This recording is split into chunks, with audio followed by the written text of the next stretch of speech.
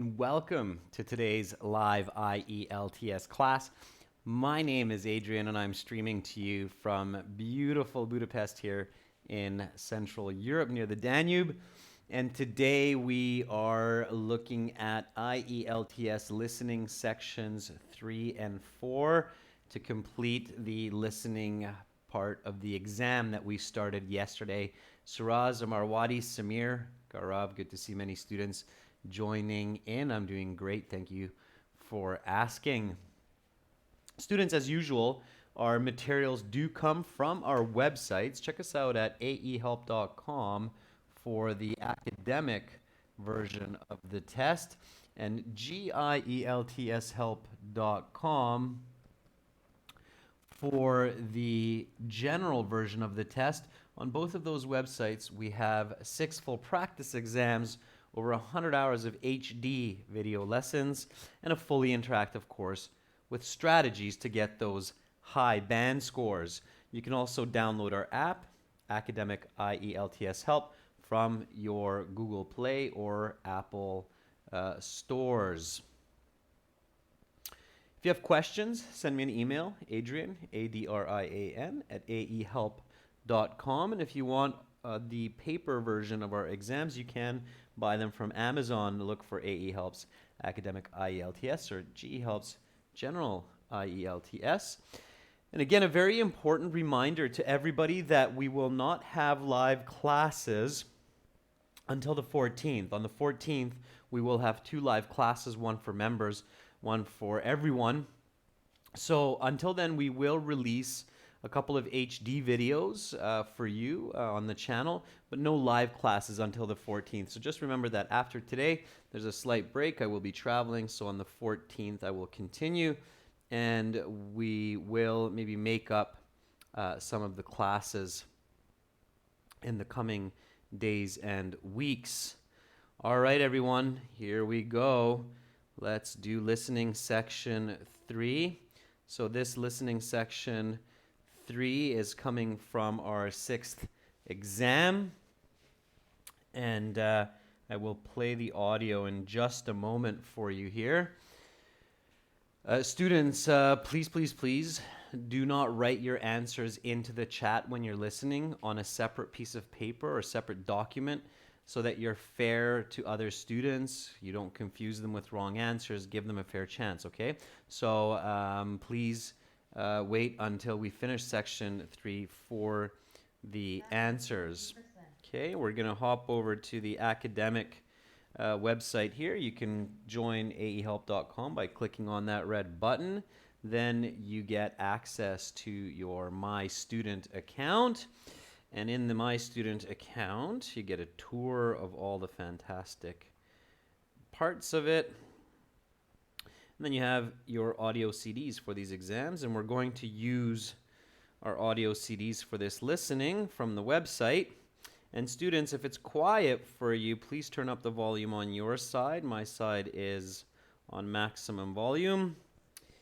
So here we go with listening section 3.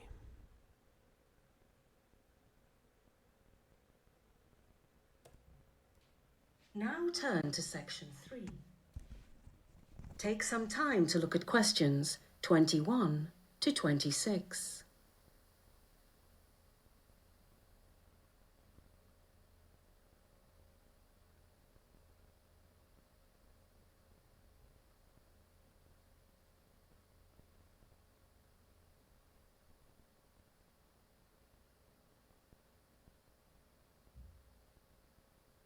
Listening section 3. You will hear a radio host and his guest discussing the virtues of various art forms. Now listen carefully and answer questions 21 to 26.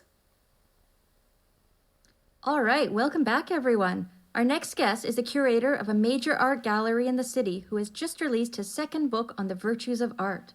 We're pleased to have Mr. Edgar Patterson here today. Welcome to the show, sir. Thank you for having me on. It's a pleasure to be here, and please call me Edgar. Edgar, of course. Now, in your first book, published 4 years ago, you focused on performance artwork such as plays, musical concerts, films, and other such works. Your second book is a little closer to home for you. It concerns purely creative fine art. Well, yes. It deals with the aesthetic virtue of different painting styles. Okay, so give our viewers a quick rundown on what your book is about. Does it make an argument? I mean, does your book take a position on a certain issue in the world of art? Yes, my book does take a position, and a rather radical one. The main thesis of my book is that the meaning we associate with a painting exists purely within ourselves. This is in stark contrast to many commentators who believe that the author of a painting gives the painting its meaning. Under this framework, if an artist intends his painting to represent the fear of an orphan child, then this is the one and only meaning such a painting can have. We might call this the intention theory of art. Conversely, my theory is that no matter what the intention of the author is, the meaning of the painting comes from the viewer. The meaning is exactly what the viewer thinks it is. This solves an important problem with the intention theory of art, namely that we do not have access to the mind of the artist, and therefore we do not have access to the painting's meaning at all. Very interesting, Edgar. But doesn't the intention theory work as a sort of grounding for artistic analysis? What I mean is, while we might not know the meaning the artist intended, isn't the point of art to try to discern this meaning? If art is just whatever we want it to be or feel it as, doesn't that somehow make it less valuable? That's an astute critique of my position, but one I have an answer for. My response is that art is not merely what we want it to be or feel it as. We can still participate in our critique and interpretation. All I want to say is, in the end, it is up to us to discern the meaning and value of paintings on our own. You now have some time to look at questions 27 to 30.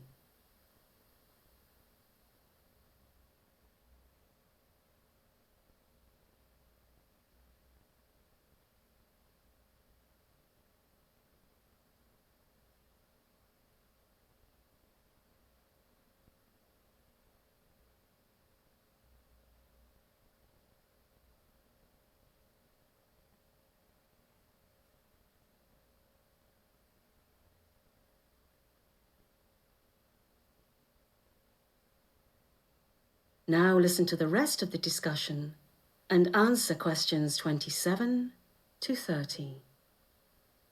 Now, let's talk about one type of controversial art, abstract art. How does can I call it a subjective theory of meaning? Yes, that is fair. Okay. How does your subjective theory of meaning apply to something like modern or abstract art? Art which doesn't tell an obvious story or have a clear meaning. Many people think that such works of art have no meaning at all. It's certainly an interesting case, but one which my theory is well matched to deal with. You see, abstract art has its critics. Like you say, they think it has no meaning at all. However, other people think abstract works of art have all sorts of meanings. Now, under the intention theory, most of these commentators will be wrong, since the work of art either has a meaning or it doesn't, and if it does, then it only has a single meaning. So under the intention theory, only those critics who discern the specific meaning of the artist will be successful. My theory, however, results in each critic being correct in their own way. For example, if, after critically analysing a certain abstract work of art, I determine it is meaningless, then it is meaningless. Because the meaning of an artwork comes from within, I cannot be wrong, and neither can other people. The critic who sees a metaphor for suffering and the critic who views it as something entirely different are both right. We are all correct in our interpretation, as long as we given the painting a fair critique. What do you mean by a fair critique? Well, I mean it is not enough to merely look at a painting and write it off immediately as meaningless. One must go through a certain process. That said, there are certainly other... That is the end of section 3. You will now have half a minute to check your answers.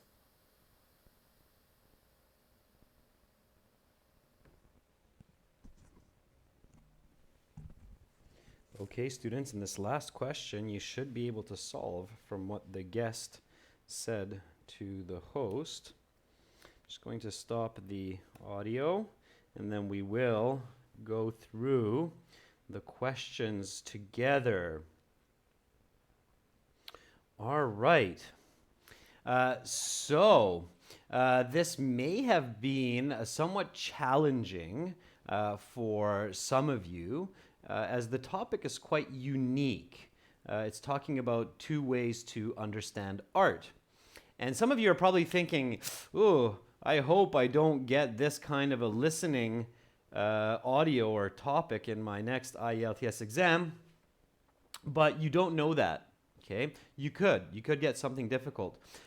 Here, what's important, students, is when you hear information in the IELTS listening that's not familiar for you, don't panic, okay? And don't become disinterested. Don't start thinking, I don't know anything about art. I can't listen to this. I'm just going to fail this exam, okay? That's a really terrible way to approach it, okay? So remember, if you hear information that is unfamiliar for you, like theories of understanding art, don't panic. Okay?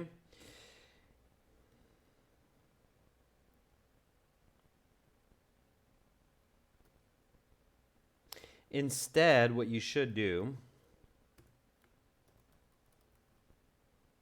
is remember that your goal is to get as many answers correct as possible.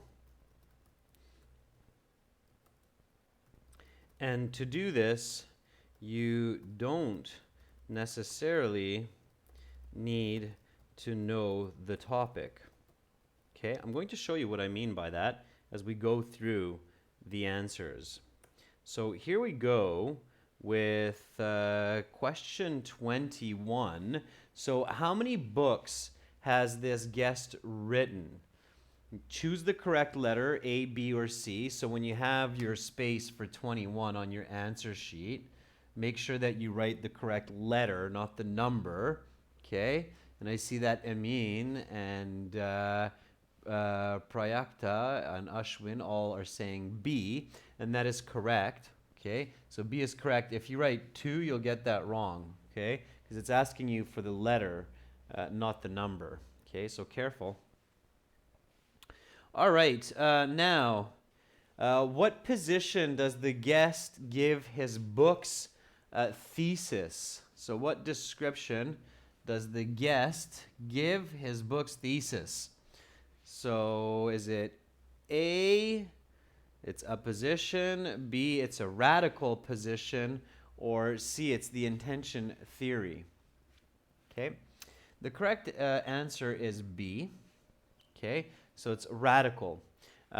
If you're unsure, if you're practicing this at home and you're like, what? How did you get radical there? How did you get B? Then what you need to do is you need to check the transcripts, which is basically the script for the book. And you will find that on page 163 in our exam book. And I'll show you where that information comes from. Okay.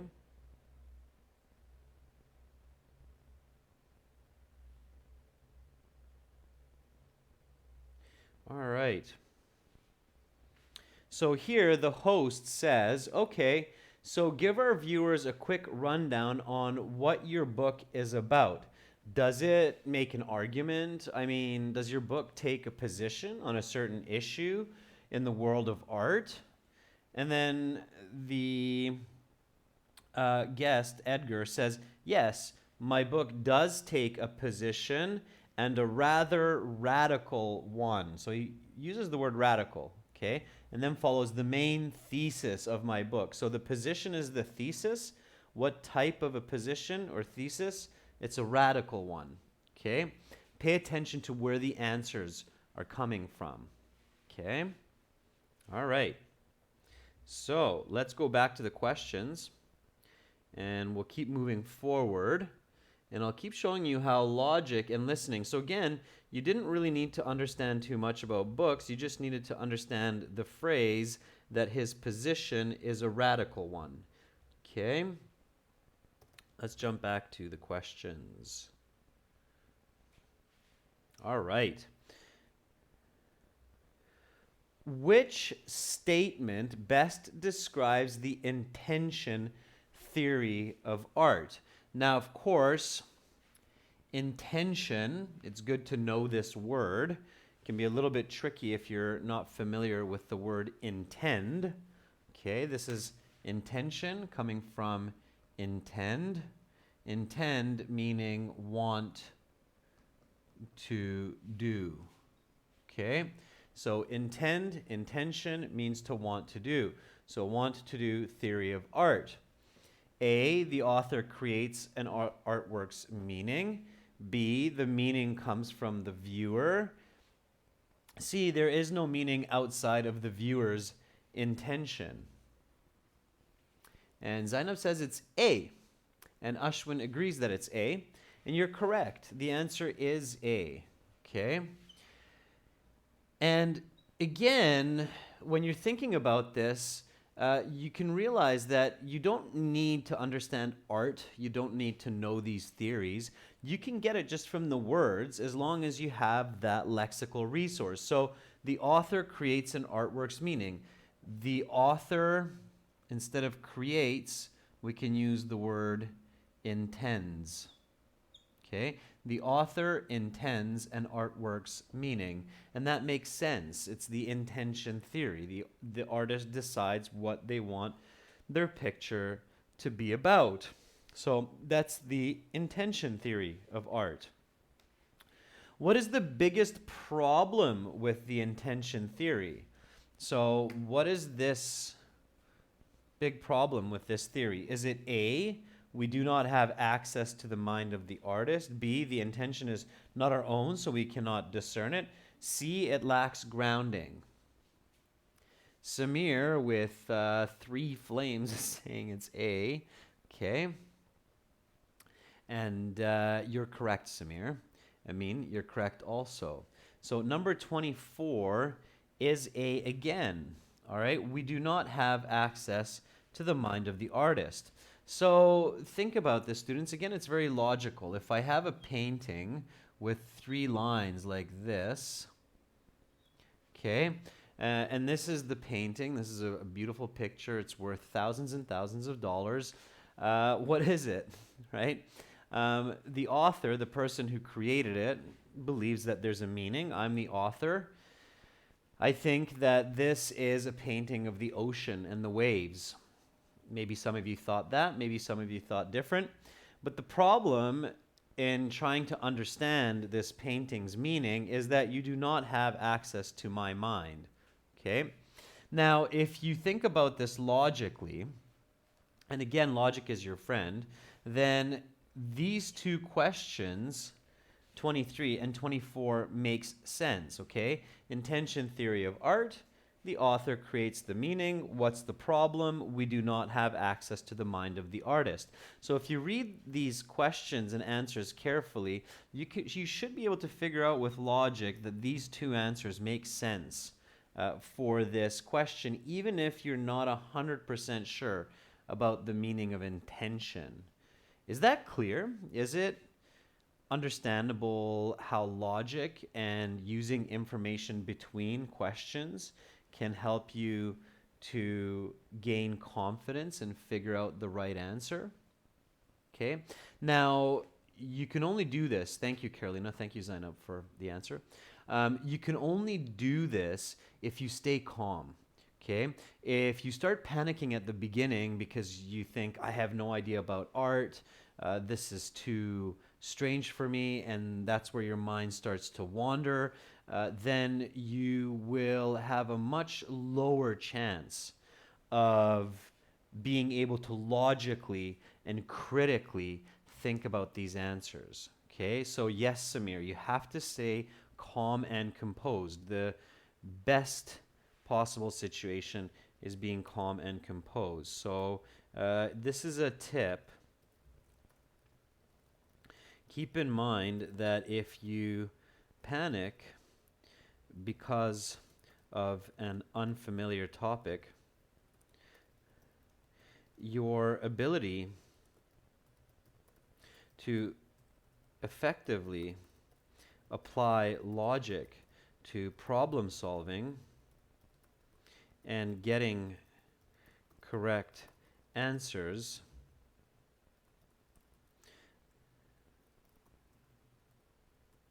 diminishes. Okay, diminishes means that you lose this ability. All right.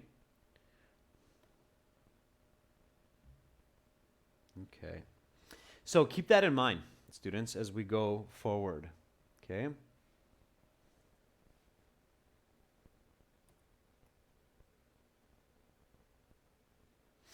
Contemporary art, Sudhir, is modern. It's meaning modern as opposed to classical. Okay. All right. So let's go to 25 and 26. This was a short fill in the blank type question. Make sure to read the instructions carefully, which state 2 words and or a number for each one. 25, according to the host, one of the main goals in art critique is to understand a painting's something, and the intention theory seems best equipped for this task. So, what is the goal of critique here? It's to understand a painting's meaning. That's right. It's to understand a painting's meaning. Good job, Amin. Good job, Onisim. So,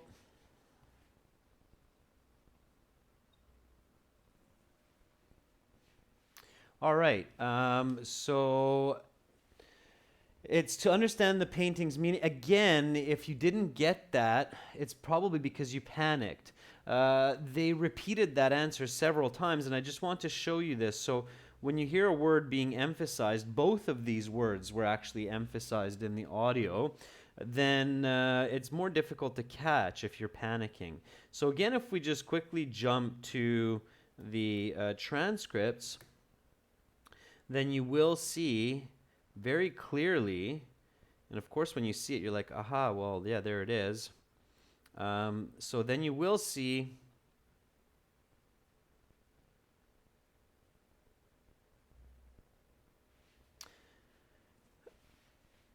the message. So very interesting, Edgar, but doesn't the intention theory work as a sort of grounding for artistic analysis? What I mean is, while we may not know the meaning the artist intended, isn't the point of art to try to discern this meaning? If art is just whatever we want it to be or feel it as, doesn't that somehow make it less valuable? That's an astute critique, but when I have an answer for, my response is that the art is not merely what we want it to be or feel it as. And here, the word merely was emphasized for number 26. Okay? So, let's hop back to the questions.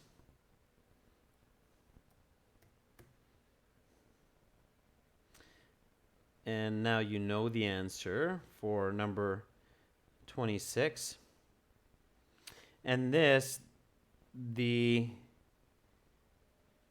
guest says directly as you see it. So the guest responds that art is not merely what we want it to be. So this is verbatim. It means word for word.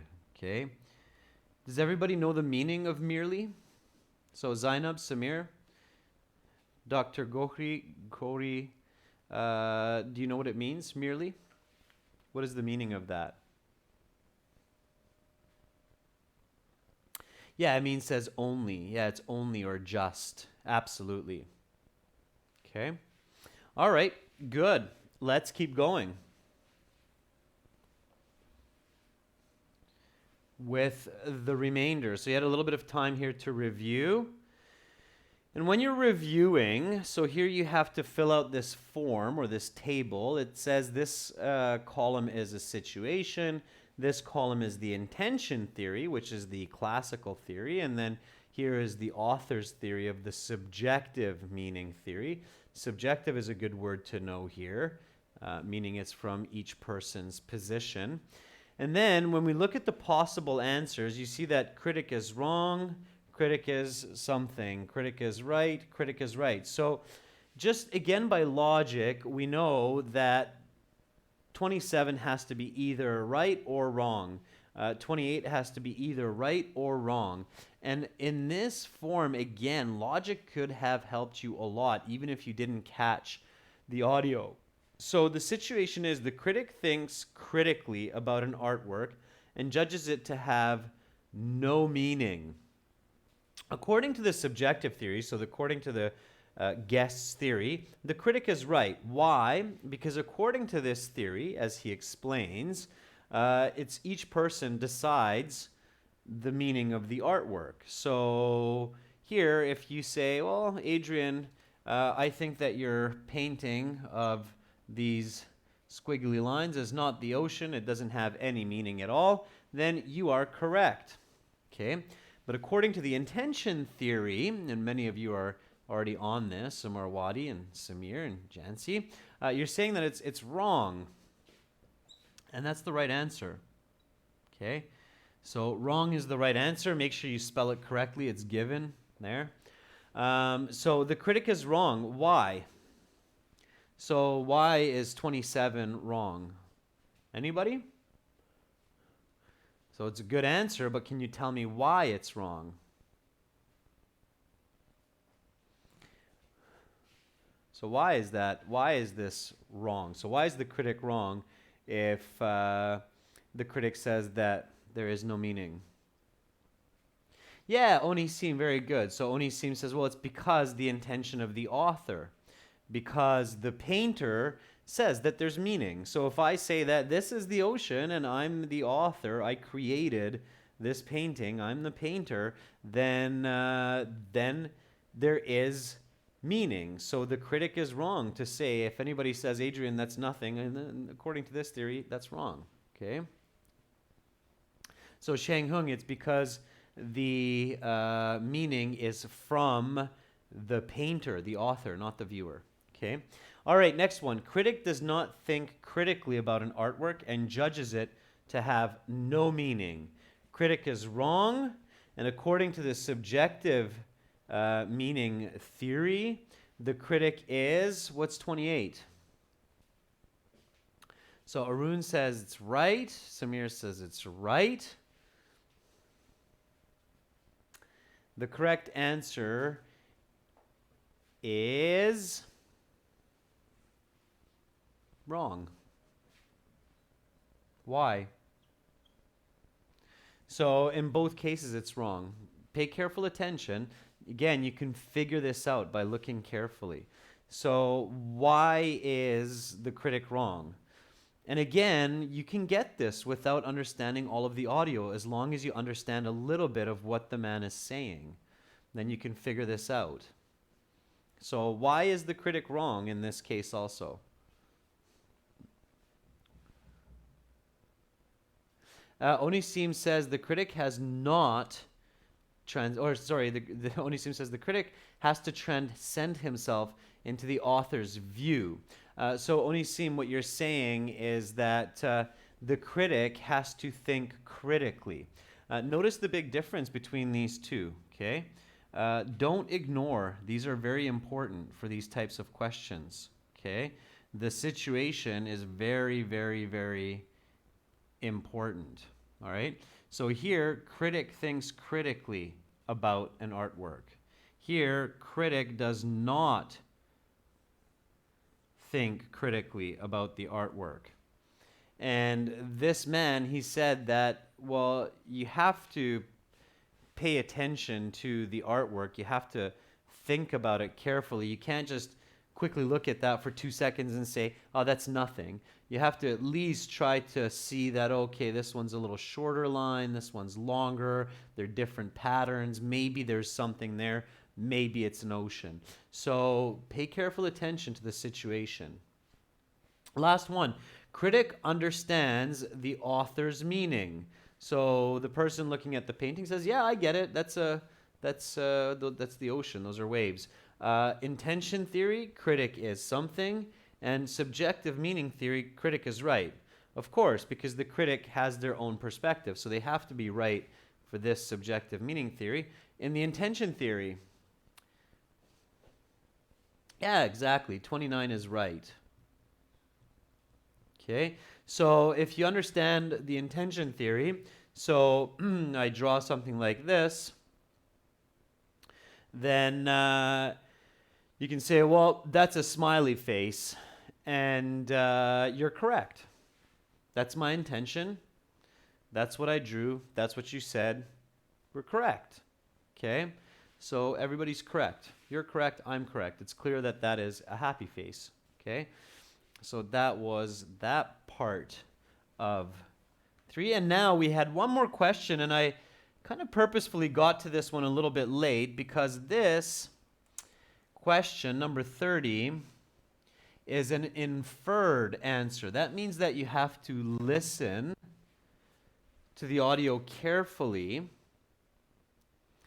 and by understanding the audio, you can give the correct answer. This is not coming directly from what you hear. This is an interesting type of question in the listening section, and you will see 1 or 2 of these where there is absolutely no way to just try to catch a word and know the answer, but instead you have to understand a part of the audio or the whole audio to be able to answer it correctly. So here it gives you a situation. It says an art critic is viewing a painting for the first time and wants to critique it using the subjective meaning theory. It means the man's theory.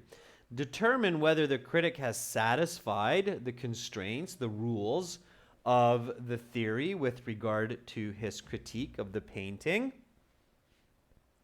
And then you have 2 options. A, the critic has satisfied the demands of the theory, or B, the critic has not satisfied the demands of this theory. And then 30, the critic looks at the painting for a moment and concludes from his initial impression that the painting lacks aesthetic value. So the person looks for a moment, okay, at those waves that I drew and says, it's not very beautiful. There's no real beauty here. Then the critic has satisfied or has not satisfied? A or B?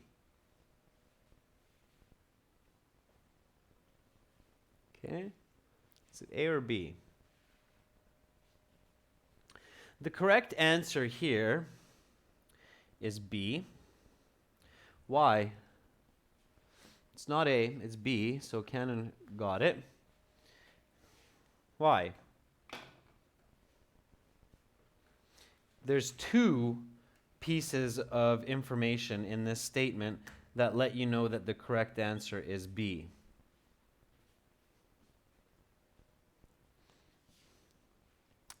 Remember what the person says. It's the same reason why this question is wrong. Okay, so number 28 is wrong. So the critic does not think critically about an artwork. Thinking critically means that you think deeply, that you pay attention, that you ask yourself some questions about what you see. And here, notice that it's simply saying the critic looks at the painting for a moment. A moment means it's just a brief amount of time, right? It's a short time.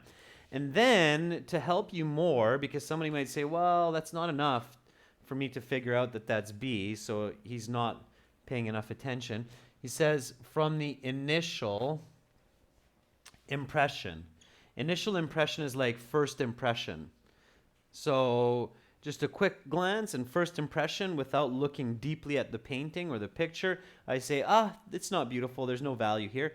Then it has not satisfied the demands, because the man explains that for this theory to work, you have to, as the critique, you have to, or as the critic, you have to pay attention to what you see, okay? Yeah, Onisim says to critique involves reflection, and you're right, Onisim. All right, students, so that is part 3 or section 3 of the listening. We have section 4 to go. Add up your scores, students. What did you get? So what did you get for that section 3, listening section 3? What did you get out of 10? So of course the maximum score here is 10. So what was your score from 10? Ashwin says 6, Shanghung says 6, Samarwadi says 4, Amin says 8, Samir says 7. 6 or higher is good. Okay, for those of you who got 6 or more, great. For those who didn't, study a little bit more. If you're going for a band 7, then you should aim to get 6 or more correct for section 3 or section 4. Okay, so if you're getting less than 6, then you might be in a little bit of trouble if you want to get a band 6.5 or 7. Okay, all right. Let's move on to section 4. Again, I'm going to hop over to the website here in a minute. Keep in mind, students, your fellow classmates are working hard to listen as well. They want to give their own answers. So please do not put your answers into the chat. Please save them until we're finished, and then we will go through them together. Okay? So here we go with listening section 4, hopping over to the website. Again, if it's quiet for you, turn up the volume, put on a headset, and that should work. Here we go. Battery 90%. Take some time to look at questions 31 to 40.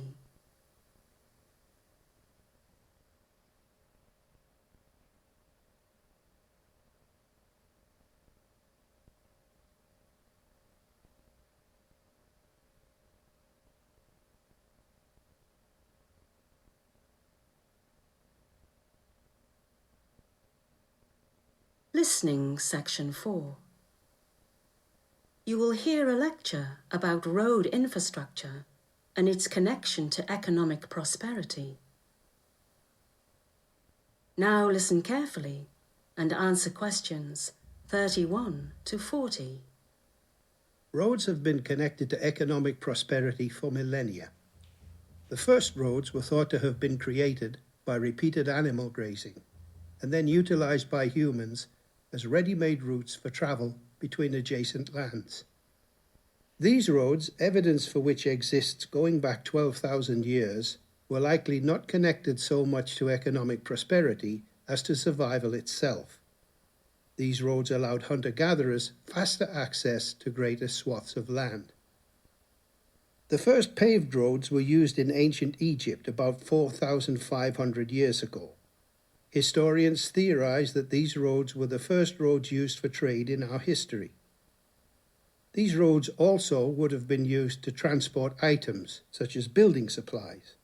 Though rivers were much more practical thoroughfares for the transport of goods, certain goods from certain areas could not be transported by boat, and this necessitated the creation of roads for economic reasons. The Silk Road, though not precisely a road, is one of the most famous trade routes in history. Composed of many types of road, the Silk Road stretched from China and Thailand in the east, all the way through the Middle East and terminating in Western Europe. These different routes of the Silk Road brought myriad items from the east to the west, including, of course, silk. This brought economic prosperity to China and surrounding regions for many centuries. The Silk Road was so valuable for commerce that it persisted for over 1,500 years. The Roman Empire was the first major manufacturer of a system of roads. At its height, the Roman Empire contained 29 major roads, totaling over 75,000 kilometers. That's enough road to go around the world twice.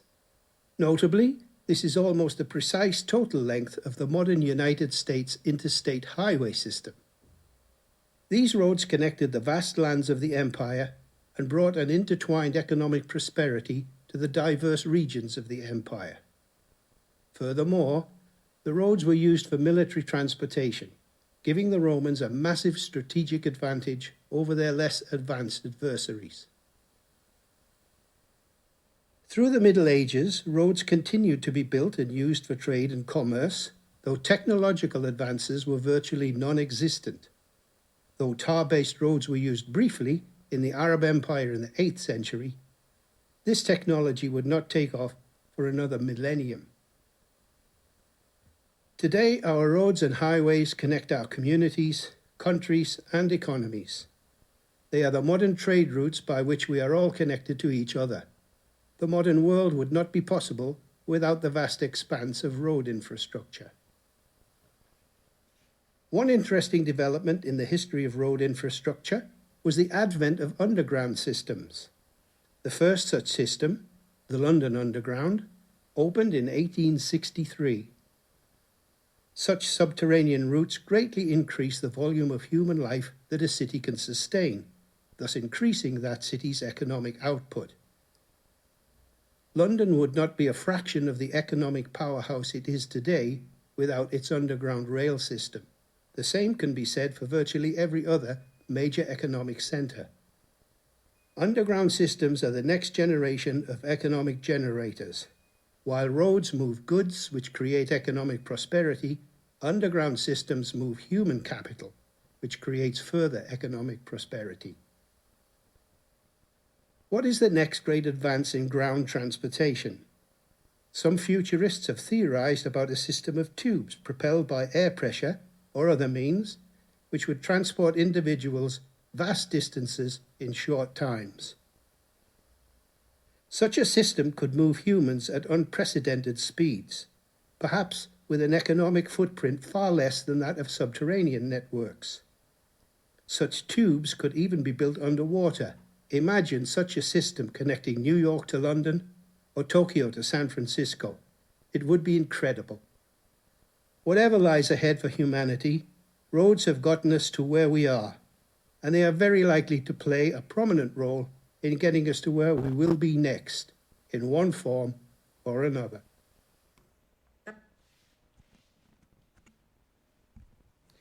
All right, students, so that is a typical listening section 4. No breaks, all in one go, as you realized, with some different questions. Here we go. Let's go through the answers together. So, write no more than 2 words for each answer. We're talking about roads here. What phenomenon created the first roads? So what was responsible for the first roads? You have to have 2 words for this one. Hint, hint. Okay. Amin, Samir, Onisim, close. Amin and Samir, you're correct. It's animal grazing.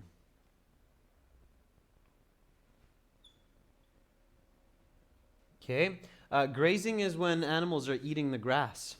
So when you have horses, deer, elephants moving along and they're chewing on the grass, it's animal grazing. Okay. And those were the first roads we were able to follow in the path cleared by animals as they slowly moved through forests and grasslands, eating the vegetation. And the next one here, though roads were necessary for the transportation of many goods, what was a much more practical thoroughfare, means transport route, for the transport of goods in ancient times? So roads are okay, but in days many thousands of years ago, what was a better mode of transportation? Samir says by boats. Onisim says water. Zainab says boat. And the correct answer is rivers. Okay, so rivers were the better way to transport goods. Of course, think about it. With a river, when you have a lot of items on your boat, the river just kind of moves your boat. Okay, so rivers instead of roads is the correct answer. Sometimes they wouldn't even actually have a boat. Sometimes they would just float the merchandise depending on what it was. Okay, number 33. Which of these roads totaled approximately 75,000 kilometers? Now, for this question, 33, you had to write A, B, or C. So A means it was the United States interstate system and the ancient Roman road network. B, it means it was all of these, the Silk Road and everything else. and C means 3 and not 4. Is it A, B, or C? Correct answer is A. Okay, so the only two roads or road systems that had this length of 75,000 kilometers are the United States interstate system and the ancient Roman road network. Nothing really there about the Egyptian road network, and the Silk Road was long, but one road not quite as long. Okay. All right. So here we go. There's a question that just came up. I can't read the Cyrillic, but it's why is section 2 and 3 more difficult for me? It's probably because you're having difficulty with the dialogue. So section 4 is often a monologue, one person speaking continuously, and some students actually find that easier than section 3 or section 2, where there are dialogues, multiple speakers expressing different thoughts with different diction. So if you're having trouble with dialogues, focus your learning on dialogues, okay? I hope that helps answer your question. All right, so 34 and 35, all right? So for this one, that means that you need to make sure to put your answer in the correct spaces. It doesn't matter which order, as long as it's correct. So 34, 35, okay, just make sure it's in the right line. Choose the two letters, A to E. What were two benefits of the Roman system of roads? So the Romans had these roads. There were two benefits, advantages. What were they? Economic prosperity for the city of Rome, increased mobility of Roman armies, rapid technological advances, the importation of luxury goods from China, broad economic prosperity for the empire. Correct answers are B and E. Why is A wrong? So why is A incorrect? It's B and E. Why not A? Many of you said A, but the correct answers are B and E. Why not A? So B and A.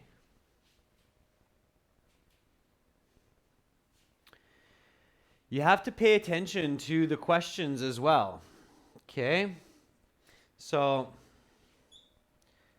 what's that word? What's the word I just circled there?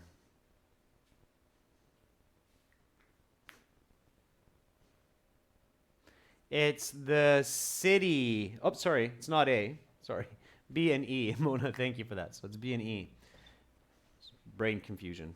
Yeah, it's exactly, Carolina. So Rome is not a city. It's not the city of Rome. It's the empire. Exactly, exactly. So the correct answer is B. They said increased mobility of, they didn't say armies, they said military. So instead of armies, they used the word military. Military and army are the same. So that was a paraphrase. So that's why B. And then E was clearly stated. So the speaker said, and it brought economic prosperity for the empire of Rome, of course. Okay, so 34, 35, B and E. Order doesn't matter. You could have done it as E or B. Definitely not A. Okay, pay attention to the details of questions. Those can get you. Okay, so careful, careful. All right, here you had to match the correct letter with the answer. So A means applies to ancient roads, B applies to subway systems, C applies to future transportation, and D are all of these. So here we go, number 36. Increased economic activity. Increased economic activity. Is it A, ancient roads, B, subway systems, C, future transportation, or D, all of them? Yeah, 36 is D.